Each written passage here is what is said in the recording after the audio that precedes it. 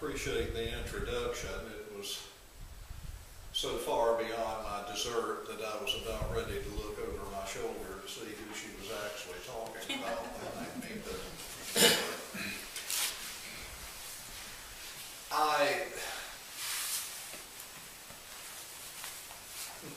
after that introduction, what I plan to do today might actually disappoint you, because I thought, what shall I say? Well, this place is pretty well known to the people of Lanier County. Most people know. It's already been mentioned here that this is the oldest church in this part of Georgia, that practically every Baptist church, missionary or primitive, in the central part of South Georgia can be traced back to this church. I was speaking to Mr. Fender, who's a member at Stockton Baptist Church. Well, Stockton Baptist Church was originally Carter's Bridge Baptist Church. I'm not sure, but I'm pretty sure it was a branch of the First Baptist Church of Valdosta, which was originally known as Little River Baptist Church. And its founding members were a few people who got their letters and left Bethel Primitive Baptist Church in Brooks County during the controversy over missions, because they were in favor of some new measures that had come up and Bethel Church was not. And Bethel, in turn, as you'll see shortly, was founded from this place. So there you go. And of course, Union itself was founded by members of churches, that were in place before it. Of the congregations that contributed to the membership here, I believe only Hebron still exists. Hebron Church in Emmanuel County is where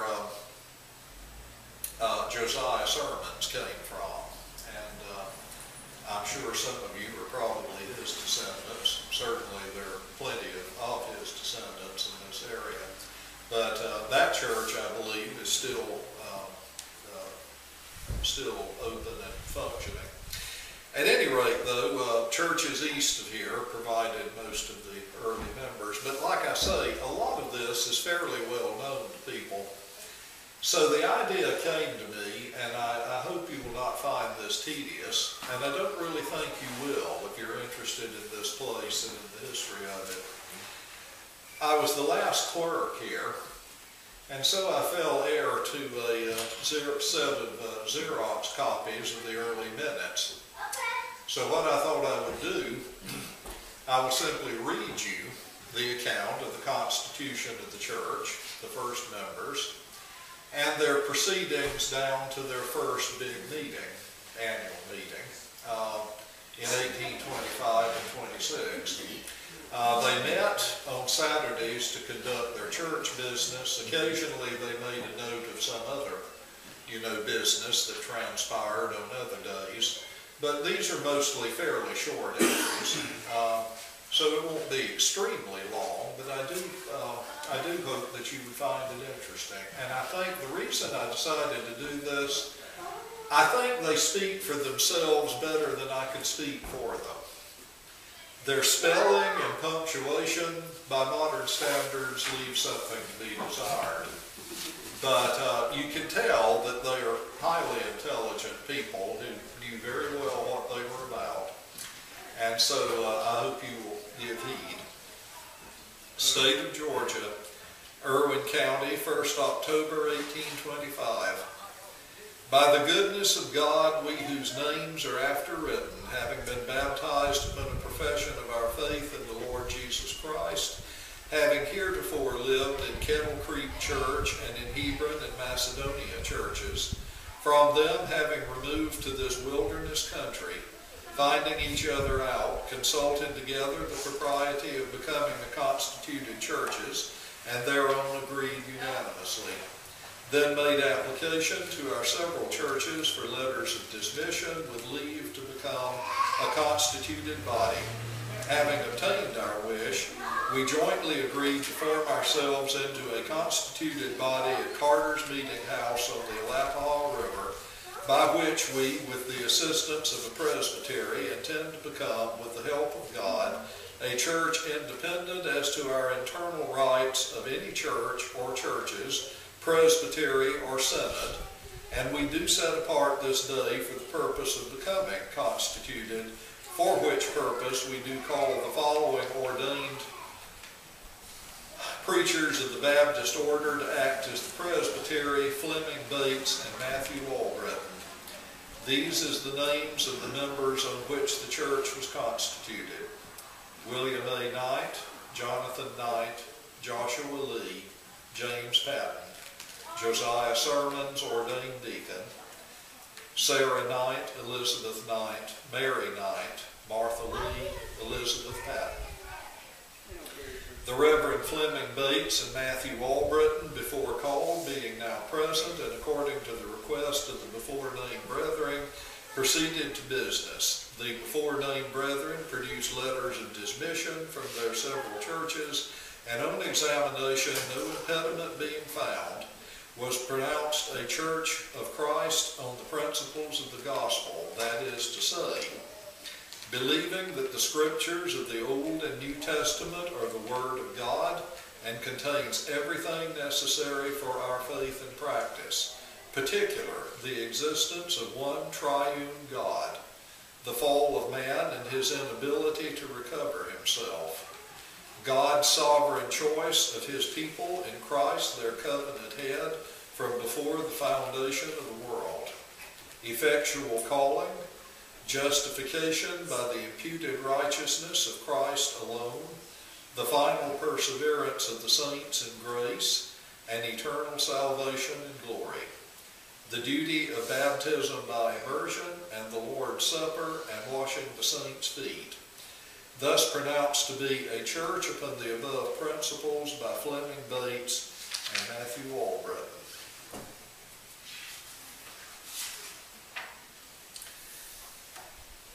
And having this day, being the 1st of October 1825, been pronounced a Church of Christ in order, have united upon equal terms, and hereafter to be called and known by the name of Union Church.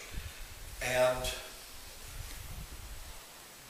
for this end, deliberately and solemnly give ourselves to the Lord and to each other by the will of God, independent of any religious body or congregation whatever, covenanting and promising each other to live together as becomes brethren in gospel bonds, for the maintaining of Christian fellowship and gospel discipline, agreeable to the Holy Scriptures, and as true yoke fellows in the gospel agree to stand or fall together in order for which we do agree to receive and adopt the following plan or form of government and rule of procedure. Rules of decorum to be observed by the church union at Carter's Meeting House. First, church meeting or conference shall be constantly and duly attended by every member, more especially males to whom government more particularly belongs. Second, church meeting shall begin and end with divine worship. Third, male members failing to attend conference shall the next before he takes his seat publicly render his reason for such failure, and the church judge of the same. If 2 or 3 failures happen without reason being rendered, the church shall have him cited and judge of such failure. The pastor of the church shall uniformly provide as moderator when present, unless some objection be made, in which case the church shall choose another moderator. At the opening of every conference, it shall be the duty of the moderator to invite brethren of sister churches to take seats with the brethren of this church, inquire after reasons of absence of any brethren in the last conference, after which it shall be the duty of the moderator to make known to the congregation that a door is open for the reception of members, then proceed to take up all references as they stand in order, and all business that comes in order before the church. Sixth, the moderator shall preserve order, shall explain and put questions, and shall have an assistant when present if needed, but in his absence a moderator pro tem shall be appointed. Seventh, The moderator shall have the same right of speech as any other member, but shall not vote unless the body be equally divided. 8th, the church shall have a clerk who shall keep a fair record of all their proceedings and sign their orders before the conference rises. The minutes taken by the clerk shall be read and amended if needed. 9th, in debate, only one person shall speak at the same time, who shall rise from his seat and address the moderator in an orderly manner. 10th, the person speaking shall strictly attend to the subject in debate, shall not reflect on the person that spoke before him by making remarks on his slips or imperfections, but convey his own ideas. 11th, the person speaking shall not be interrupted unless he breaks through these rules. Then the moderator shall call to order. But the person thus called to order, if dissatisfied, shall have the voice of the conference. 12th, no person shall speak more than twice to the same proposition till everyone choosing to speak has spoken. 13th, no member shall whisper, talk, or read any paper in the time of public speech, but give due attention. 15th, every motion made and seconded shall be attended to, except it be withdrawn by the person who made it.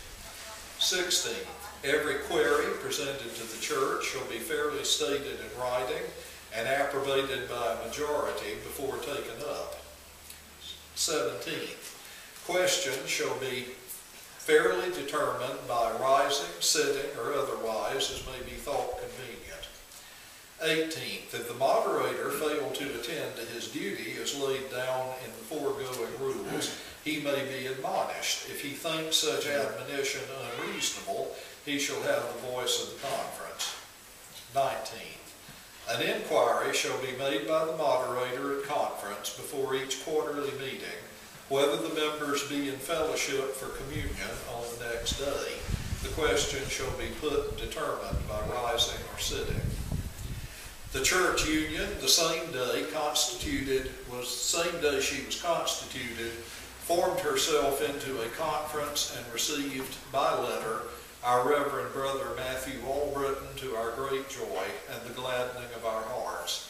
The church jointly agrees to be called by the name of union and to receive and adopt foregoing decorum as their rule of procedure and plan of government, and then made choice of William A. Knight as their clerk, and agreed to set apart Saturday before the second Sunday in each month for conference and monthly meeting. On motion, it was agreed that this church petition admittance into the Piedmont Association.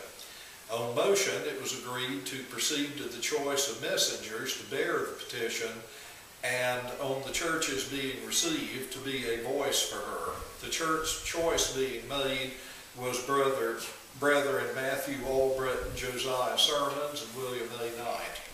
The clerk produced a letter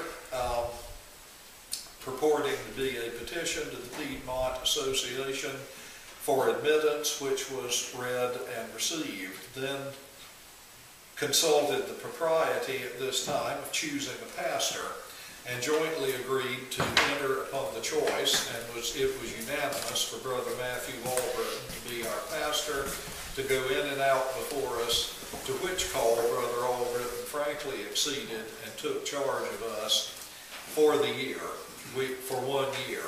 We rejoice that the Lord has thus favored us, and then called for contributions to aid in printing the minutes of the association. Received $3 for that purpose. Conference dismissed in order. Before you smile, remember these are $3 based on gold, not paper, so that was a good bit. 12th November, 1825. According to stated appointment, the church union in Carter's Meeting House met. Our pastor being absent, sat in conference, made choice of William A. Knight as moderator pro tem. A door for the reception of members was open. Received Sister Hardy sermons by letter, which gladdened our hearts. then proceeded to set apart the time for our stated quarterly meetings, the first to commence the Friday and Saturday before the second Sunday in January, the same time in April, July, and October. Then received the report of William A. Knight, their messenger to the Piedmont Association. Report as follows: that he bore their letter and petition to the Piedmont Association, convened on Pigeon Creek, East Florida, the 8th of October, passed. Messengers from the different churches of their body formed the association, made choice of the Reverend Fleming Bates as their moderator and Moses S. Harris their clerk, then proceeded to read letters from the different churches and minuted their state.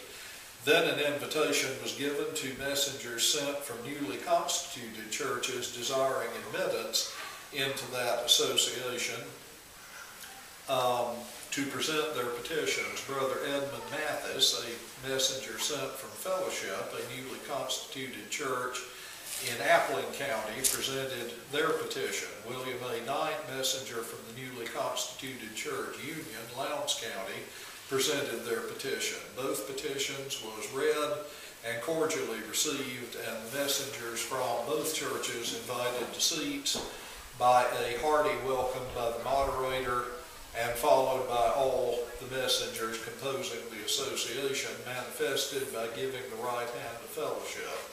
A very friendly and comfortable time throughout the association, adjourned sine die on the 10th of the same instant. After this report, no further business of importance. Conference was dismissed in order.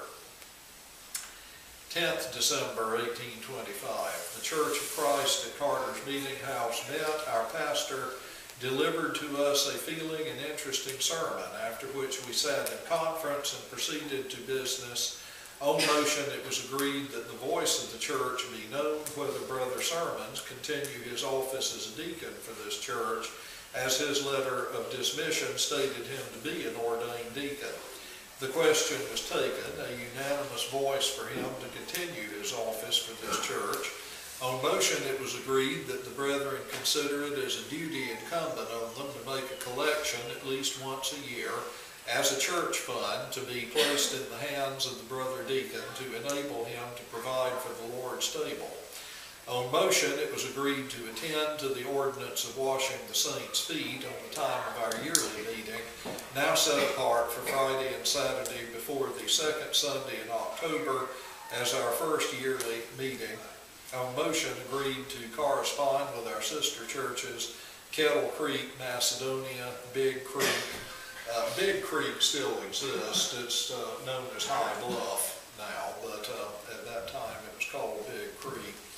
And Fellowship, and it is hereby on motion agreed that it be the clerk's duty to prepare on legal notice corresponding letters to these different churches and present them to conference for concurrence.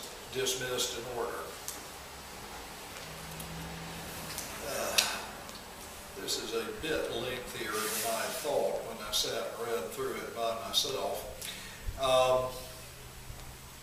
What you all want? You want me to wind up, or you want to hear one or two more of them? I'll take silence as a assent. Learn to speak up when I've got you in my hands.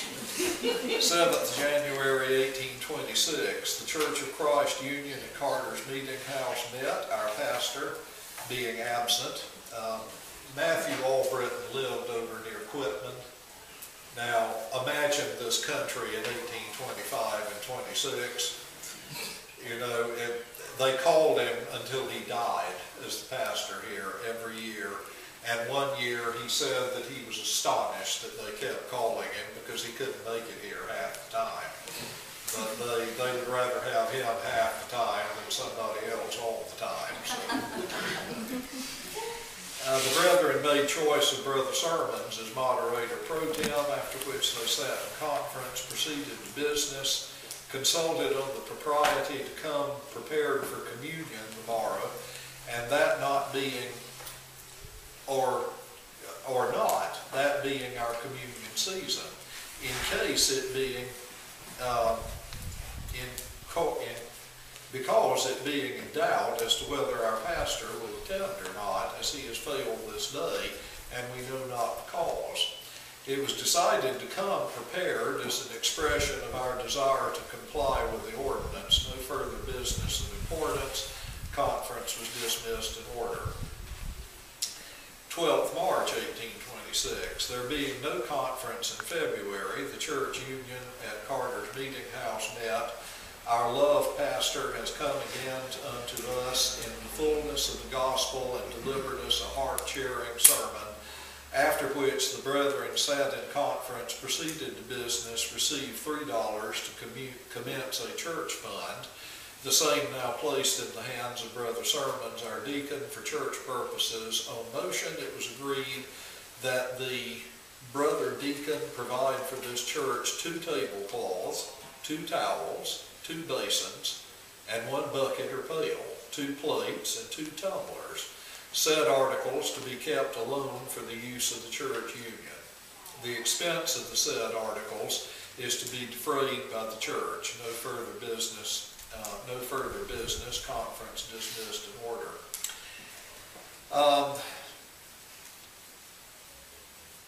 In the next one, someone joins the church for the first time. The 8th of April, 1826, the Church of Christ Union at Carter's Meeting House met. Our pastor was enabled to hand unto us from divine truth a heart-reviving and consolating admonition to the building up of the church in the holy faith. Lord, continue thy smiles, which we pray. After which the church sat in conference and received Sister Mary Knight by experience. Our hearts was glad and filled with desire that the Lord would put it in the hearts of more of his children to come forward. A general union among the brethren seems to prevail, and the congregation was notified to meet early and repair to the place of baptism. Conference was dismissed in order. 9th April, Sunday morning. Agreeable to notice yesterday, the congregation met and repaired to the water where Sister Mary Knight received the ordinance of baptism by the hands of Brother Albritton. The congregation again repaired to the meeting house, attended to the preaching of the word. After a few minutes intermission, the brother deacon set the table in order for the Lord's Supper. It was administered, and the brethren communed. Service ended, and all dismissed in order. No conference in May. You'll observe that, they meet roughly about every other month, although they tried to meet once a month. That's probably about enough to give you a sense of what their proceedings were like. Within the first year of being organized, they received 2 requests for their help in organizing new churches further west from here. You could read this minute book and just see the procession of settlement across South Georgia and North Florida. Perhaps I should stop at that point. I think in 1 or 2 conferences later, they get in one of their first fights, being Baptists. I often tell my students that 3 Baptists will form 4 factions and excommunicate each other. It wasn't quite that bad, but the sisters spoke up too. Sister Hardy Sermons, the lady that joined by letter, was Josiah Sermons' wife. She refused to go through communion, and that was something that you had to render an account for. So she got up at the next conference and said that one of the brethren had spoken a hard word to her and had not sufficiently explained himself. And the brother, being present, it said, got up and spoke very tenderly to the sister, and she pronounced herself satisfied, and the clerk wrote, "Thank God for peace."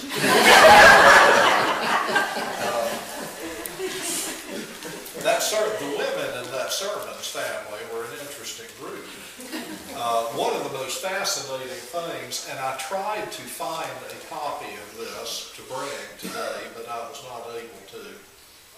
But Dinah Sermons was a slave that belonged to the Sermons family. And in 1841, she joined the church here. Her reception, as they said, to our great joy, received our sister Dinah. Anyway, many years later, as a very old woman, she dictated an account of her conversion to someone, and it was published in the Primitive Baptist Church paper, and I copied it out and still have a copy of it. Well, anyway, she had a long, very interesting, struggle over spiritual matters before she offered to the church. And she said that when she asked her mistress if she could come to church. And also she mentions that from the time she was a little child and began to have spiritual concerns, that she would go and talk to her mistress about it. She would go and tell her mother, and she said her mother would always cry and fear that it meant she was going to die and take her to her mistress. And she said, and my mistress was a good old Primitive Baptist. and she would always talk and calm them down, and she would, encourage Dinah and tell her that, she thought that her experiences were going to lead her to a good place. Well, anyway, finally she offered to the church here at Union, and to join the church, you had to relate your experience of conversion. You were expected to. In principle, Primitive Baptists still expect that, but let's say that the examination is perhaps not as grueling now as it was at one time. Anyway, Dinah got up and she, began to tell her experience, and she said, and they told me that they were satisfied and they would take me. And I said, but I'm not finished yet. She went ahead and told them the rest of it. And it's so interesting to me because, we always have this image, of, it shows how hard it is to understand times we did not live in. Because we always imagine slaves as these poor, cringing, servile creatures that were afraid to speak up for themselves. The fact is, they were quite good at speaking up for themselves, and they were listened to, because Dinah got to go ahead and tell the rest of it. They wouldn't. And also, one, she was a woman, which meant she seldom got an opportunity to speak her mind in public. And two, she was a black woman, which meant she got even fewer opportunities. This was the one time in her life the white people would have to shut up and listen to her. And I won't go so far as to say that she was enjoying making them do that, but she obviously felt like she had something to say, and she meant for it to be listened to. And it goes back to what I said about the whole thing that this was all about. She too believed, in the same God the rest of them did. She felt that he had done something wonderful for her, and she owed it to him, as well as to everybody else, to make sure they knew what it was. So, woman or not, black or not, slave or not, they were going to listen to what God did for Dinah Sermons. So, interestingly, there are so few Primitive Baptists now, but so many people have Primitive Baptist ancestors. There's a black Primitive Baptist church in Valdosta, though, and guess what the deacon's name is? Sermons. Dinah's descendants stayed true if nobody else did. So, anyway, that's about all that I have to say. I guess possibly if we have time, does anyone have any particular questions? I do. I would like to know how you came about the ledger there.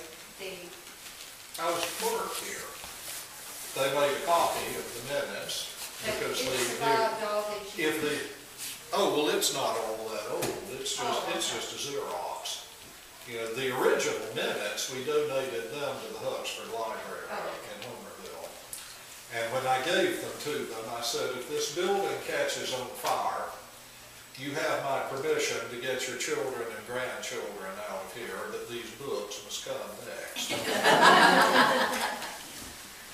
Did one of the references you made to Irwin County, and then I thought you made a reference to Lowndes County, did it change? Yeah. So this church was organized in Irwin County. A few months later, it became part of Lowndes County, and then it became part of Lanier County.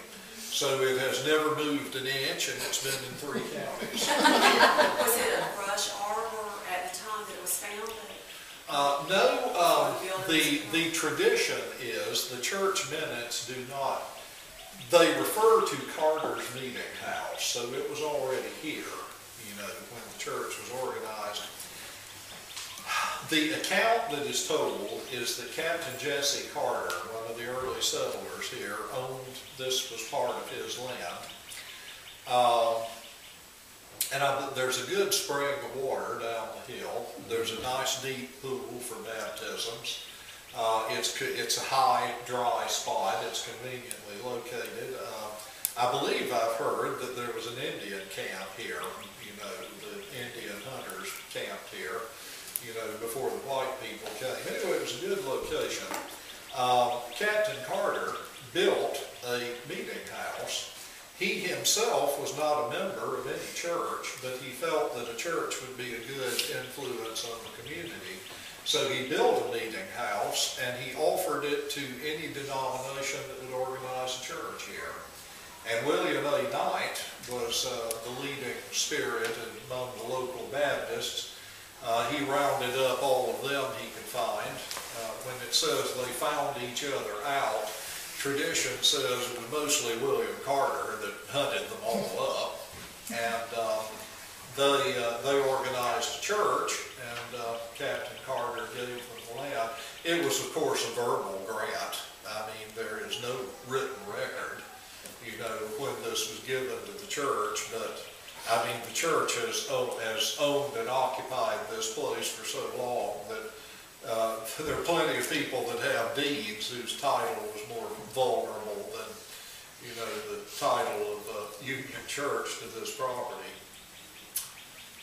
But the building burned in 1854, and this house that we have now was built to replace it.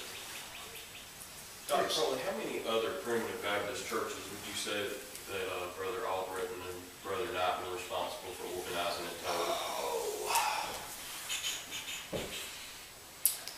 To my certain knowledge,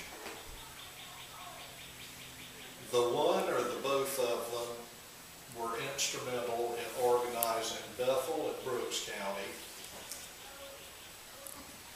Mount Gilead, which was down on Lake Miccosukee near Thomasville, near Tallahassee, Friendship, which was near Hayhira in Lowndes County. This is not the Friendship that's there now. This was old Friendship.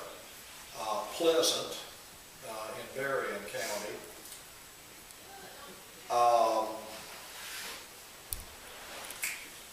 Sardis Church in Colquitt County.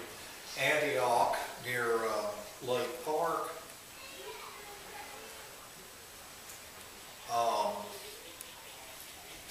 Bethania or Arabia in Clinch County. Wayfair in Eccles County, Unity in Lowndes County. And I'm wrong, correct me, Wayfair is known as Cow Creek. Cow Creek, yeah. And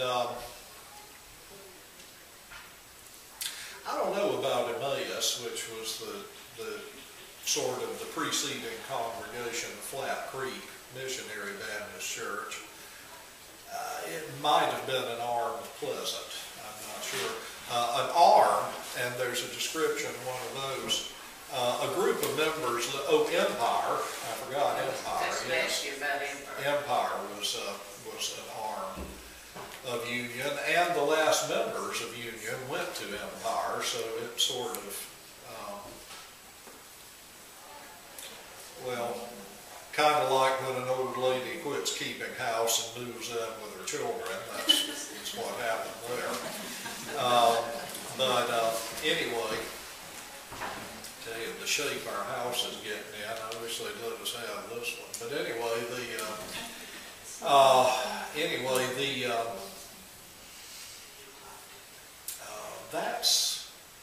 it seems to me like there were more than that, but that's all that Prospect had over on Swanuchi Creek in Clinch County. I'm pretty sure Prospect was an arm of Union. And Joshua Lee, who was one of the founding members here, is buried at Prospect. Although he lived most of his later years here at Lakeland, he moved over there several years before he died. But now he's buried at Prospect, but he actually died before that church was organized, and possibly before there was an arm there. But basically an arm, a group of members at a distance would get permission to hold separate meetings under the oversight of the founding congregation, kind of like a mission, you know. And then when they, you know, were, as they used to put it, ripe for constitution, then they would do the same, you know, as we read in the covenant constitution of the Union Church.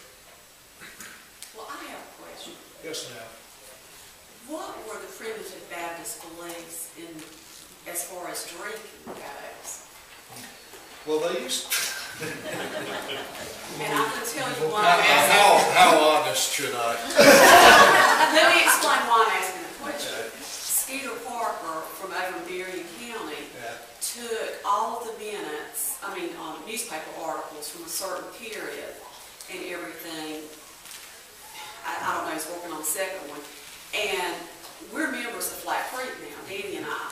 And when I read that book, it was like every time they get over there, and they first talked about it being a brush arbor, but every time they talked about it, there was either folks got drinking on big dinner days, and there was murders and knifings and all of that. So I'm like, okay, this is a little different than what. It was so, well, actually, what all that was about. Yeah, well, for one thing, entertainment was scarce in those days. People would go to church just because it was a gathering, it was a group of people. So I have heard older people tell me that, you know, you could have come here 100 years ago to the big meeting, and there would have been 100 people in the house listening to the preaching, and there would have been 200 or 300 cutting the fool out there in the yard. They didn't have the slightest interest, you know, in the religious aspect. It was just a crowd. It was a place to go. Entertainment. You know, and a free feed afterwards if there was. So, you know, that was where a lot of the rowdiness came from. There was a lot in that book, and I was just like... And in fact, there was a killing at a church in Tattnall County, and it was a primitive Baptist church, and apparently the members were so outraged by that, they had their church incorporated by the legislature, and in the deed of the charter of incorporation, it gave their deacons the power to act as peace officers and arrest disturbers of the peace. So basically, you know, and the way, you know, as poorly, you know, the law was unlike today when it's a marvel of efficiency. The law was poorly administered in most southern states back then. Well, you have a long distance to travel. I don't think you all quite caught what I'm driving at. But anyway, John, excuse me, yes. was that Beard's Creek primitive Baptist? That was Beard's Creek, yeah. That's That was apparently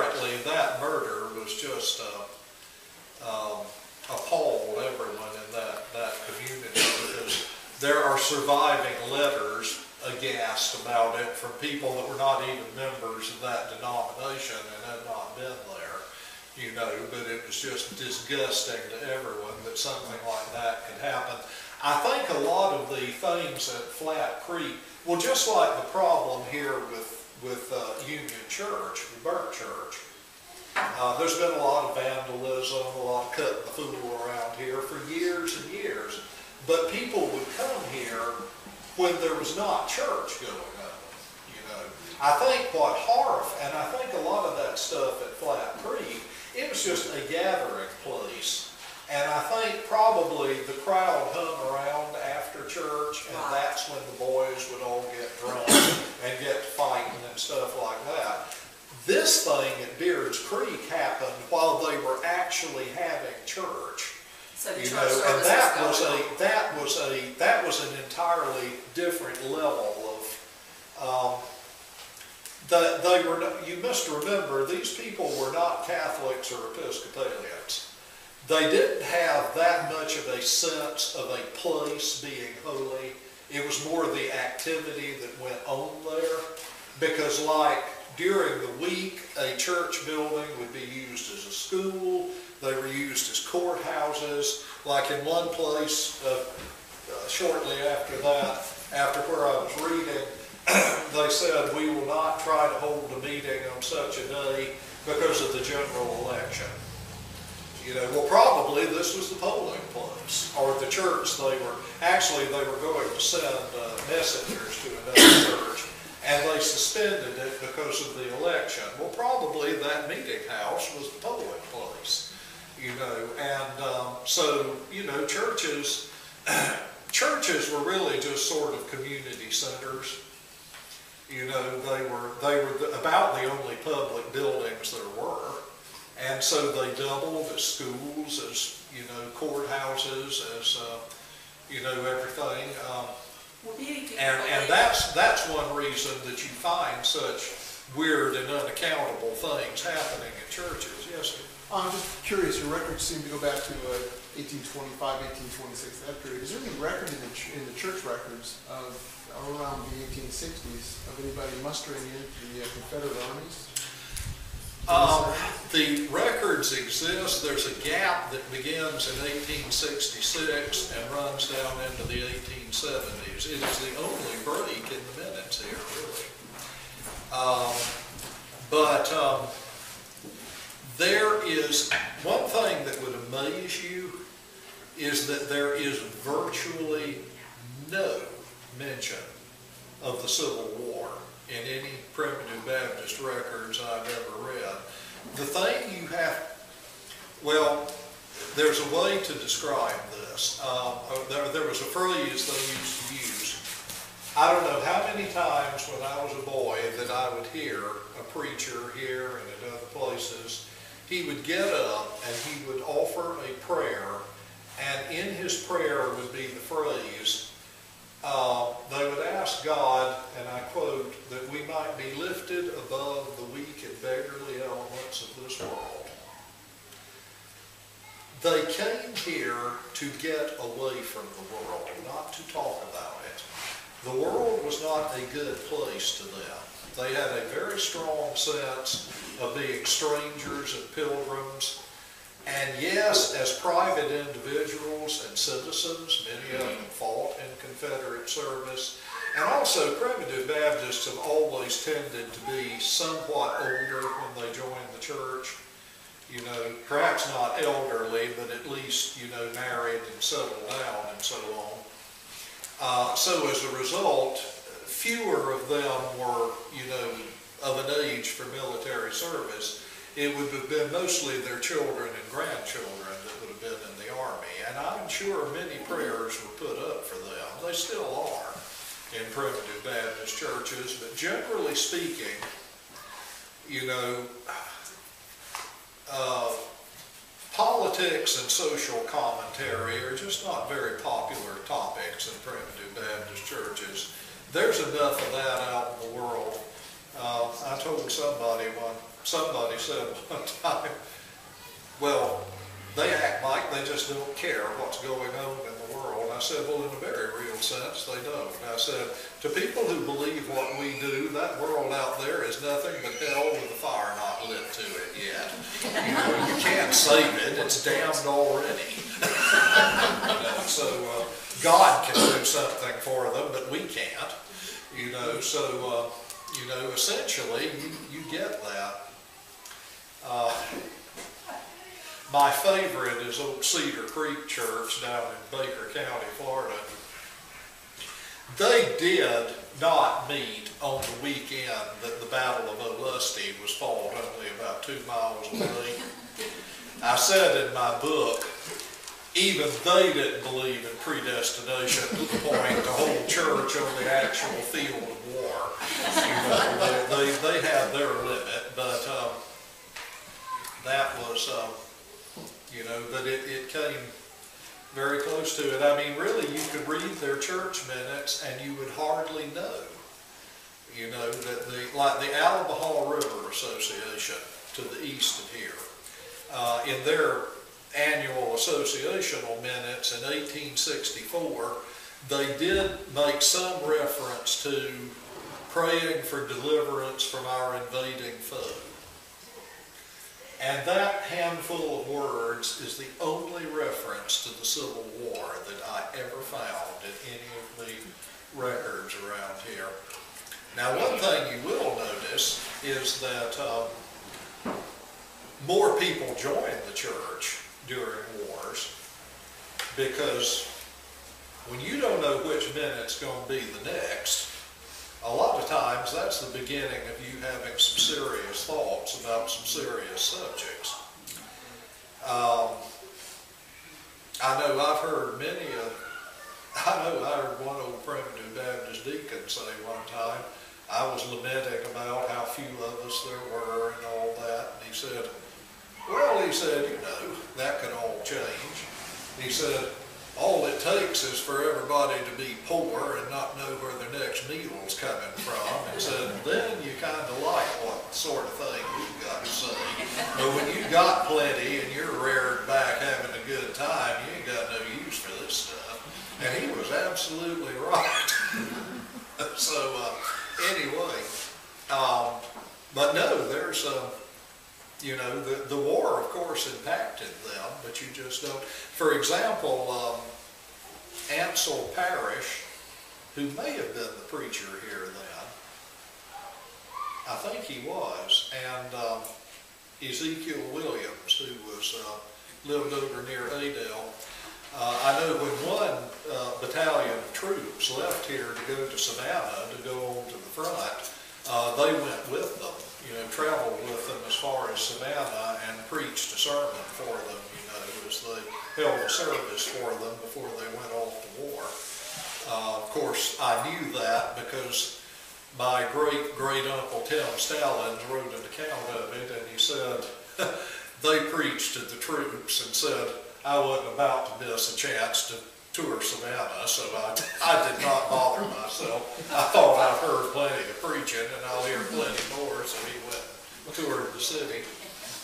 Of course, later, when lead was flying around his ears, and he thought he was hanging over hell by a thread, he remembered that and was rather sorry that he didn't listen to what they had to say, because he felt like it might have been a comfort to him in a moment like that. But later, he became a preacher himself. Yes. How did the church actually burn? It burned in March. Now who can tell me what happened? So did Old Friendship in Payhara. Burning off the woods? Yeah, they burned the woods out. See, most people down here were cattle drovers. They raised cows on the open range in the woods. And to make the wiregrass grow better, they set the woods on fire in the spring. And if a building was off somewhere and somebody didn't chance to go and check on it, it could very easily catch on fire. And you can imagine what the first house here was built out will shoot. If fire ever got in this thing, you could go up like a wet paper bag, wet with gasoline, I mean. But anyway, it's that's what happened. I mean, that happened on a regular basis. What about in the later years when it was supposedly caught on fire again by the raiding Indians? That's just a legend. That never happened. There isn't any indication. The only indication of Indian activity is down at Antioch Church in Eccles County. There were 2 or 3 meetings that the church missed in 1836, and the clerk made a note there was no conference held in these months due to the presence of hostile Indians in the neighborhood.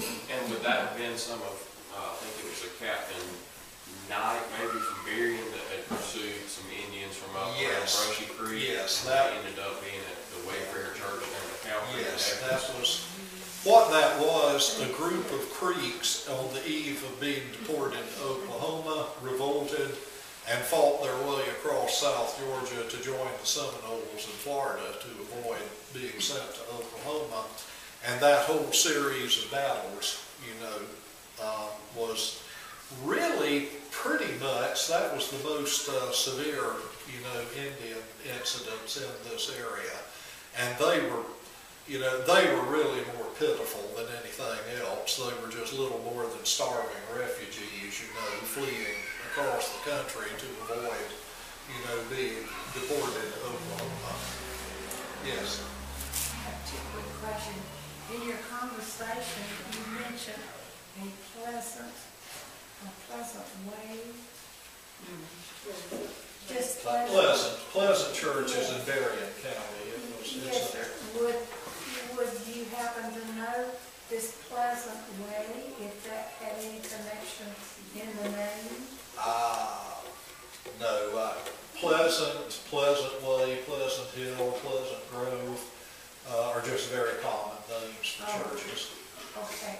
And one other, you mentioned... Mount Pleasant. Okay, you mentioned a captain. Are you Captain Carter? Yes, he was captain in the militia. Okay, that answers my question. Every county was divided into districts, and each district was organized on the basis of it being able to provide 100 men under arms. And that company would then elect a captain, who, or in some states, a prominent citizen would be appointed captain.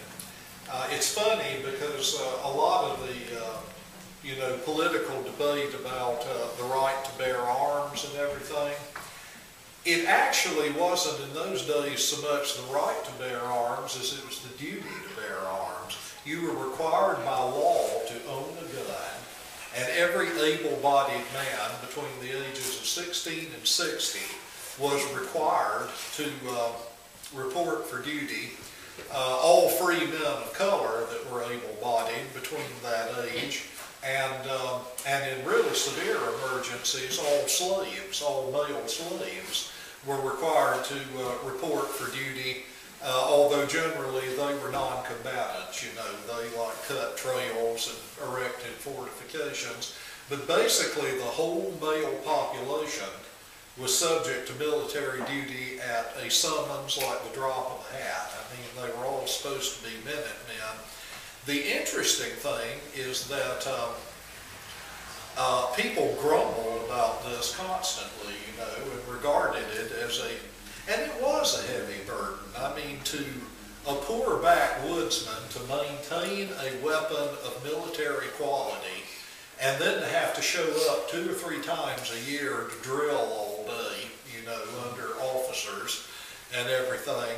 They said prudent officers usually sent a boy running through the settlement to see whether everybody wanted to have a militia drill, because said when you got a bunch of them together with their guns and bayonets and they didn't want to get together, they might drill all right, only it was more likely the captain they'd drill. They were very fond of what Vietnam they called battlefield promotions. But I remember how hard these benches are, so I imagine most of you have about as much of that as you can stand.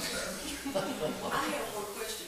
The slave Dinah sermons, Yes. was that pretty common within the Primitive Baptists that the slaves Yes. were welcomed in? Yes. In fact, there was a slave named James who was a member at Bethel Church in Brooks County who was a preacher. Okay. And the only distinction between him and others was that they just called him Brother James. They didn't give a last name, you know, because most slaves didn't go by a last name. They were just James, the servant of so-and-so. And he was sent on committees and everything, you know, and so on. He was, he didn't stay there long. His owner moved away, and so he had to move too. But, you know, he was obviously held in great respect. Now that tended to change as time went on. As more and more controversy grew up about slavery, slave owners and the general public became more and more nervous about stuff like that. And like some states made laws that slaves could not be preachers. And I know one old primitive Baptist in Tennessee said, primitive Baptist preacher said, he thought this is one of the reasons the South lost the Civil War. He said, now this is a fine thing, to choose for the Almighty what color his servant shall be. And so, you know, basically, and he wrote a book, and at the end of it, he wrote his reflections on the Civil War, and he said, as far as I'm concerned, we've got what we had coming. that was his take on the Civil War. So, besides, you know, that was it. Yes, ma'am. Did the Primitive Baptists, did they follow the teaching of the King James Bible, or did they have their? Oh yes, they always they used and still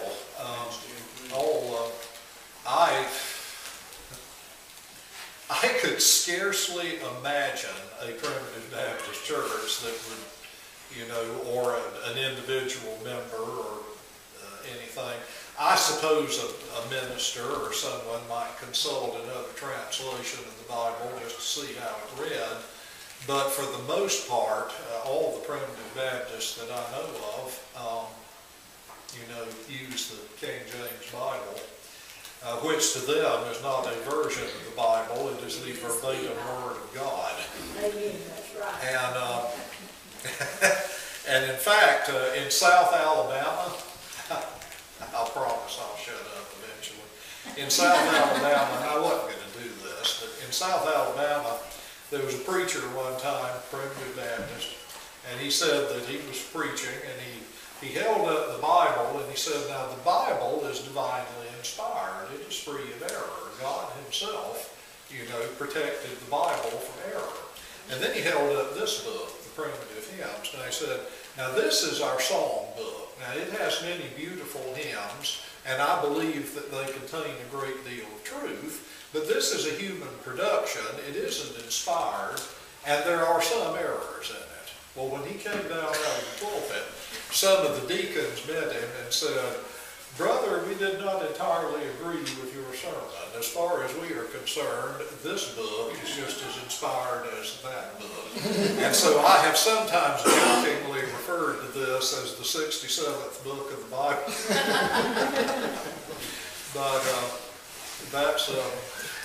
But there's a great divide among the primitive Baptists. If you want to know, particularly in the Deep South, how liberal or conservative a primitive Baptist, and liberal and primitive Baptist is a very relative term. But anyway, if you want to know how conservative they are, if they use this, they're pretty much on the, you know, they're pretty much on the old line. If they've got some other book, then you know, they're at least, you know, at least they've got a window or two open in the house somewhere with the breeze blowing through it.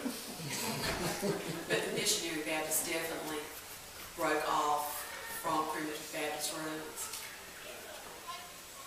Hey, well, to be perfectly honest, down here where the primitives were an overwhelming majority, the missionaries were more run off than anything else. In fact, I will read you one last thing and then we will go.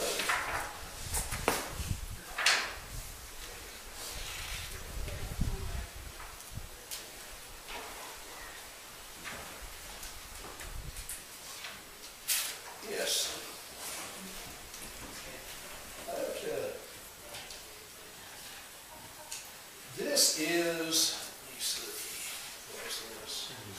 This was Friday, September the 11th, 1840.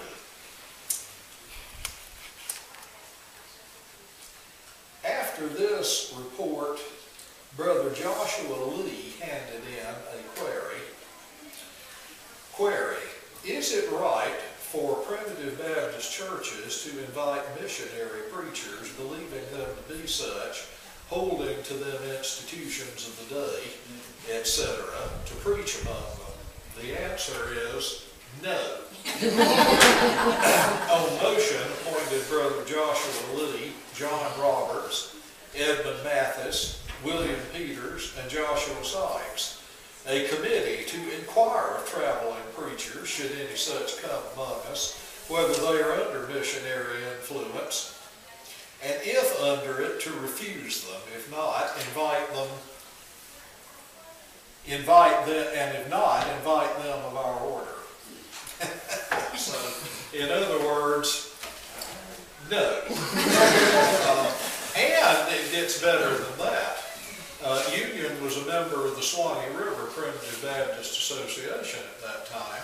So then they sent Joshua Lee's query to the association, and the entire association voted that they would have nothing to do with missionary societies, theological seminaries, Sunday schools, and other, modern claptrap that had no particular warrant in the Word of God. Actually, what this is an old dispute that goes far beyond the primitive Baptists, and it really goes back to the Reformation. Luther and Cranmer in England, the Episcopalians and the Lutherans. Luther's idea was, if the Bible doesn't forbid something, then it's all right to do it. So Lutheran and the Anglicans, the Cranmer and all of them, thought the same thing. So they retained a lot of Catholic observances and rituals and robes and stained glass and musical instruments and all that stuff. Calvin and Zwingli in Switzerland, they introduced another strain into the Reformation. Their approach to it was, if the Bible, the New Testament, does not specifically recommend a practice, it should be avoided. And if you read the New Testament, it says singing, prayer, preaching. And it doesn't mention, it mentions instructing your children, it mentions preaching the gospel, but it doesn't mention missionary societies or Sunday schools or, so forth. And so, it doesn't mention any of that. And when Baptists began to advocate that, and the thing is, that was on the surface. Underneath, there was a change in doctrine. The older Baptists were strongly predestinarian. They believed very strongly in the doctrine of predestination. In the early 1800s, everybody got into this mode of everything's just getting better and better, and people are getting better and better, and everything's coming up roses. and they still kind of believed in predestination, but they thought they could help it along some. And when that idea got back into the woods to places like this, their reply was no. And it stayed no. Just as long as we were holding on, keeping up business here. And where most of the primitive Baptists are still keeping house for God, the answer is still no. One short, quick question. If someone would be interested in buying your book, where and how much would it be? You can order it from Amazon.com. There are several John Crowleys that are authors, so I would search for it under John Crowley and Primitive Baptist, should bring it up. It can also be ordered from its publisher, the University Press of Florida in Gainesville, and they have a website that